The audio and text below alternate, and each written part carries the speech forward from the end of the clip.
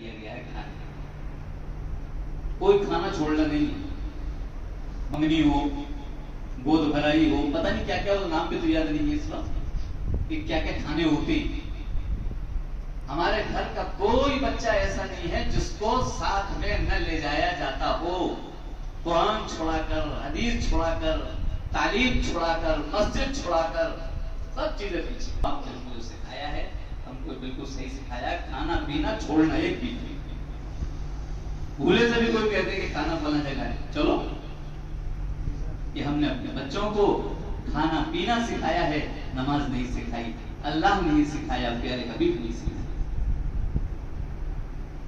कितना भी हम समझा रहे हैं माँ बाप को, देखो तुम्हारा बच्चा पढ़ रहा है, तुम इसको बारात में ले जा रहे हो, मंगनी में ले जा रहे हो, ये नुकसान कर रहे हो अपने बच्चे के साथ, तुम दुश्मनी का मामला कर रहे हो। अरे मौलवी साहब, औरतें नहीं मानेंगी, ये नहीं मानेंगे, कि वो नहीं मानेंगे, हमारे लिए हो जाएगा, वो हो जाएगा।